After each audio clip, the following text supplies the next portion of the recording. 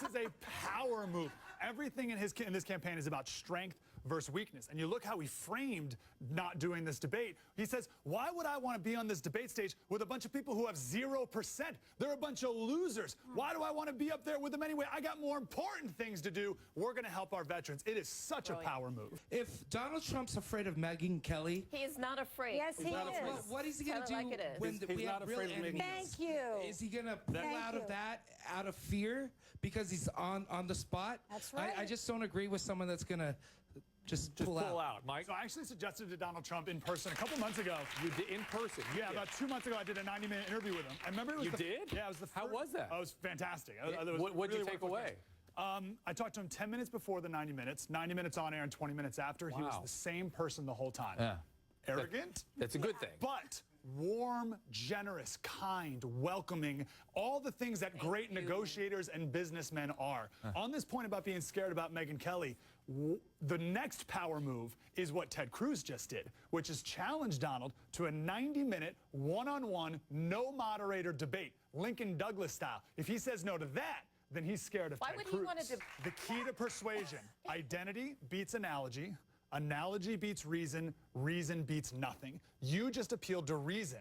That doesn't appeal to anything. Donald Trump gets up there for 90 minutes and appeals to the identity of every single person in that audience, which is why he can do no wrong. What do you mean? We need to win. Strong. We're winners. They're losers. We're getting beat around the world. You lost your job because we're making bad deals. Vote for me. He's someone who can complain about never being allowed to ride in a Rolls Royce anymore once he's president. And the person with the Chevy Silverado is yucking it up because they connect with Donald Trump on an identity, emotional, deep level. And when you had another point to make about when you spoke to him on the radio, right? Yeah, so I spoke to him in person about it, and I said, it was before the CNN debate, and he was debating not to do it or not. And I said, don't do it, don't do it. Don't do the debate. I said, don't do it. I said, it's a power move, same reason we were just talking about. So you became a Trump advisor? It was a really weird moment, right? Yeah. So then his actual Trump advisor stayed quiet, and then he goes, all right, and he looks up at them and says, what should I do? And they said, you have to do it. You have to do it. And he said, you're right. They're going to call me a chicken, just like the guy in the audience said. They're going to call me a chicken. They're going to call me scared. I'm not scared. But he said today he's won the last 6 debates by a long shot.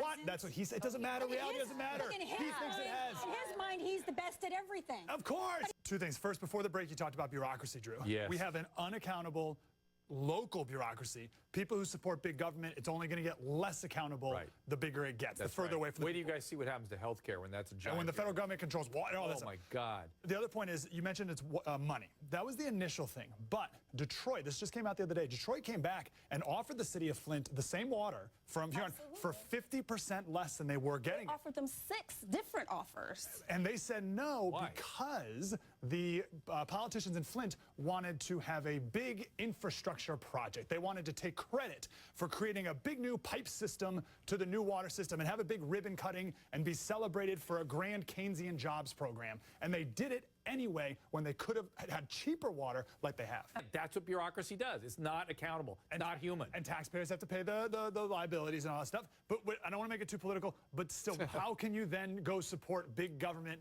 progressives and liberals, where they're just going to create these problems in every facet But this is not a big government issue. Of course it is. Wait. Right and left, I think we all agree that people need to be supplied with clean water, right? Sure. Okay, this is not a progressive issue. I never said, I'm just saying government. The reason we have a fundamental distrust of government is stuff like Right. I mean, the governor compared this to Hurricane Sandy. This isn't a natural disaster. This is a man-made disaster. And let me